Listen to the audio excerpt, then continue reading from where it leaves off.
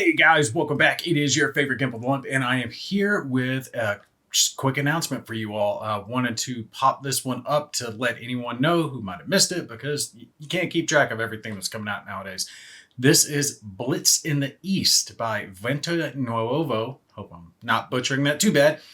Games. They are a game publisher. They publish a lot of really good stuff out there before. One of my favorites, and I still kick myself to this day for trading that one away. I really shouldn't have. Stalingrad Inferno on the Volga. Oh my god, loved that game. I did a video on it way back when, and I wish I still had it, because it was back in the earlier stages of the channel. I wasn't anywhere near as good then as I am now, and I would love to film it now. But anyway, go check them out. They have a lot of good stuff. They are doing this one now, Blitz in the East. Really looks good. You got 2 weeks left to jump onto it, so let's do what we usually do. Let you guys see the video on it. By all means, go check out their Kickstarter page, and then we'll see how much the Kickstarter is being backed for.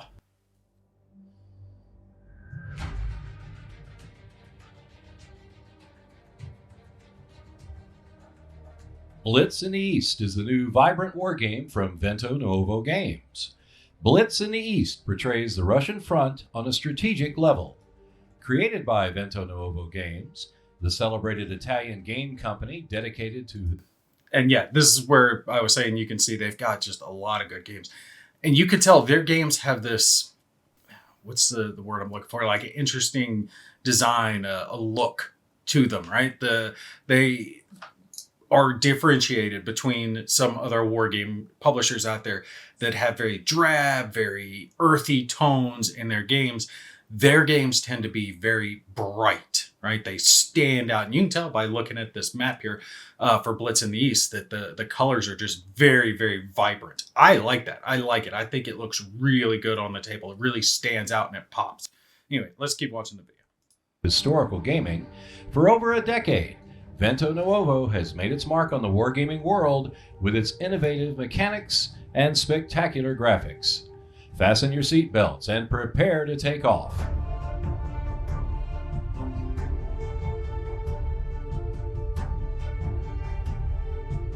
Blitz in the East is a unique combination of high-quality components, innovative mechanics, and ease of play. Beautiful artwork and exceptional design are highlighted on the illustrated box cover by the talented Spanish illustrator Pepe Rando. The mounted map is 62 by 84 centimeters and beautifully depicts the area of operations. 1 hex is the equivalent of 100 kilometers. The 65 counters represent the armies involved in the campaign. They are 2.5 millimeters thick and 18 by 18 millimeters wide. The 30 event cards are poker-sized and made from high-quality materials and present unique artwork. The rules are only 8 pages long, feature beautiful illustrations, and present many examples that help make the game easy to learn.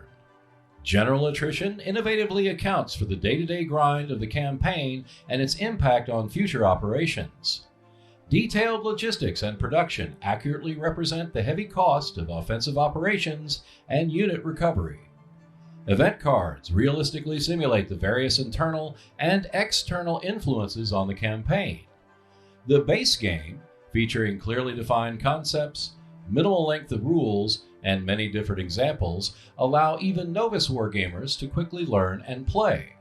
Veteran wargamers will enjoy a more complex experience thanks to several operational rules and the Scorched Earth expansion. Support our Kickstarter campaign today and bring Vento Nuovo's Blitz in the East to life. It's a game for all to enjoy. All right, so there we go. There's the campaign. And I've got to say, it really strikes me that they haven't blasted this out already. I think people might have missed it. Maybe they didn't advertise enough, something like that. So that's why I'm trying to help get the word out there, because this just looks gorgeous. I love the look of it. Now, I'm going to be fair and say that I tend to like wargame maps that others don't like. So that might not be a good thing for them. Let's hope it is a good thing, because I really like the look of the map and the counters. They're just so vibrant. They're standing out. I'm hoping that's not working against them here.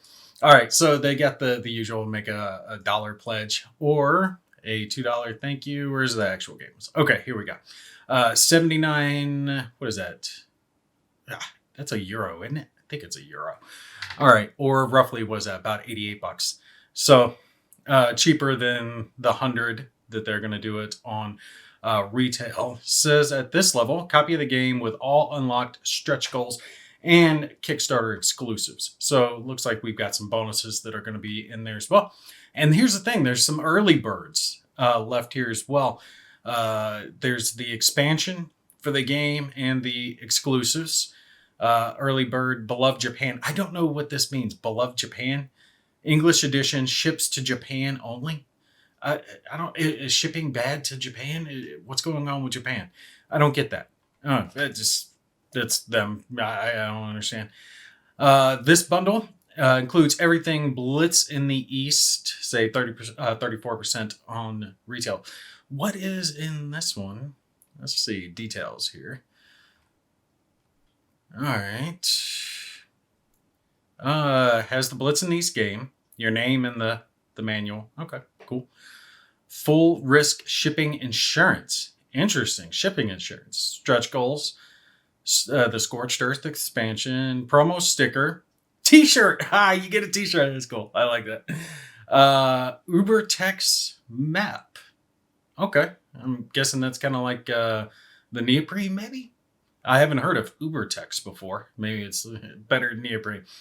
Comes with a bag as well. Icon edition counters and designer's edition silhouette counters. So basically it has all the extra little bonuses in there, I guess.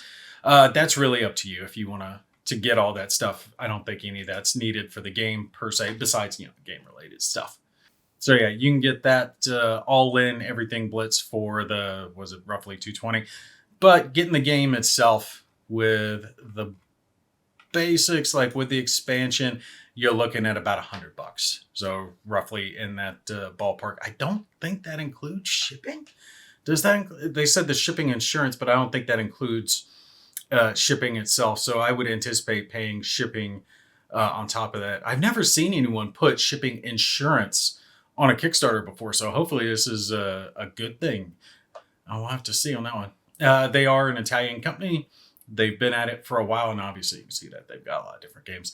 And they really do have some just outstanding games. Talks about the historical intro to what's going on in this game, which if you're playing this game, more than likely you already know the basics. The game engine is the strength of Blitz in the East. Now, that's the thing that I like. It says it's an 8-page rulebook, and I have found that the older I get, the shorter I like my rulebooks. Hopefully, that's going to change, because I keep loving these monster games and then end up not being able to play them because they're just too big for me now.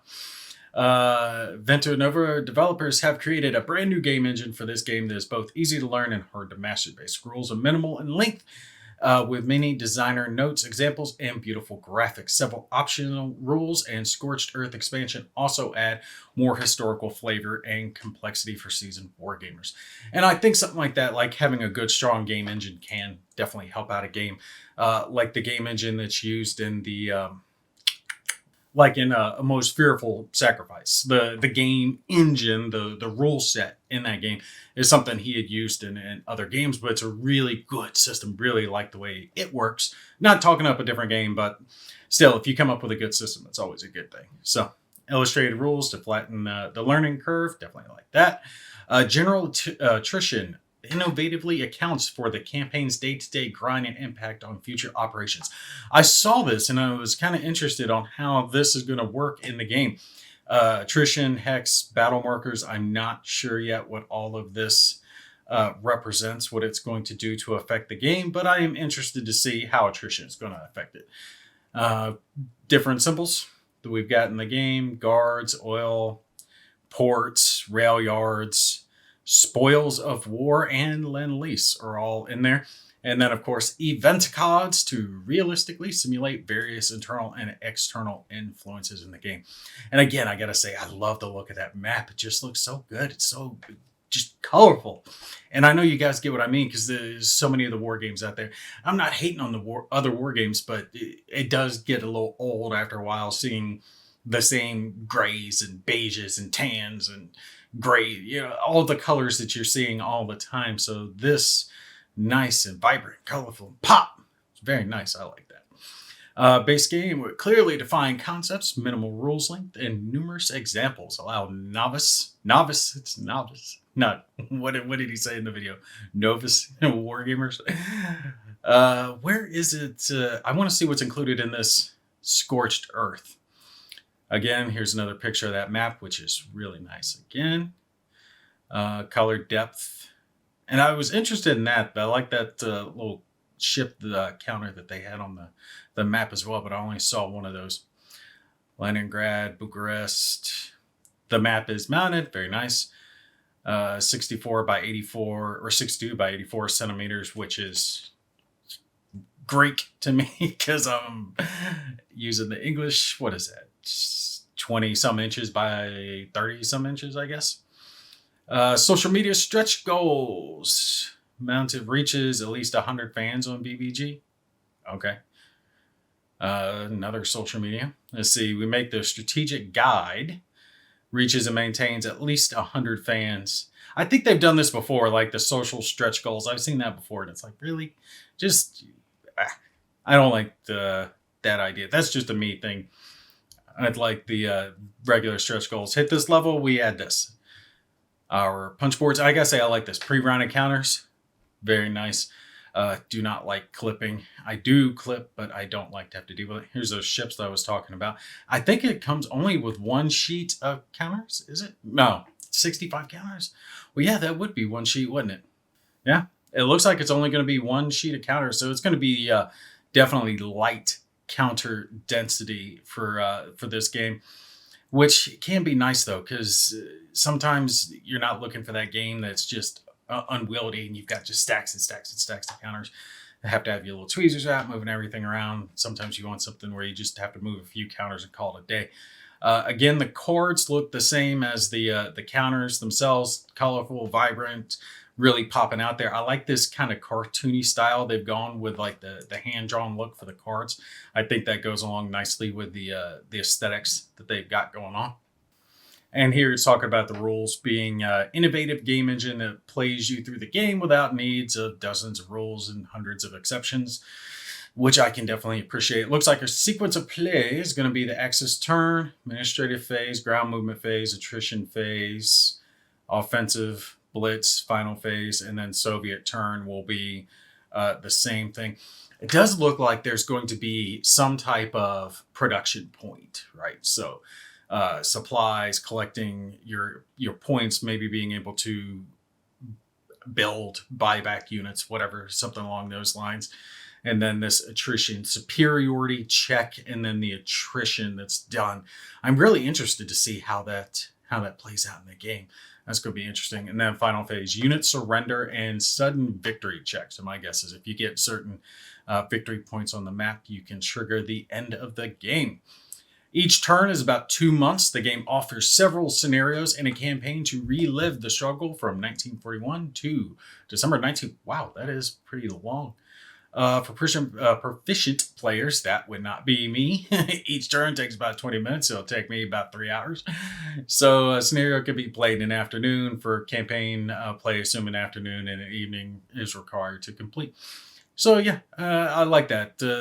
You can get through the entire game in an evening if you want to do the entire campaign, but you can definitely get through a scenario in an evening. And I'm gonna be playing this solitaire anyway, so I gotta say I like the look of these counters. It just looks good. It just looks good. I gotta say I definitely like the look of it. Mounted map, strategic guide. Okay, here we go. The Scorched Earth expansion, game box, card deck, rules manual, and extra punch board. So some more counters. Elements or 90 wooden bits. See, Stalingrad Fortress, Berlin Fortress, Rough, Moscow, Urban. It looks like it's adding a lot of maybe supply type stuff because we've got a lot of rail.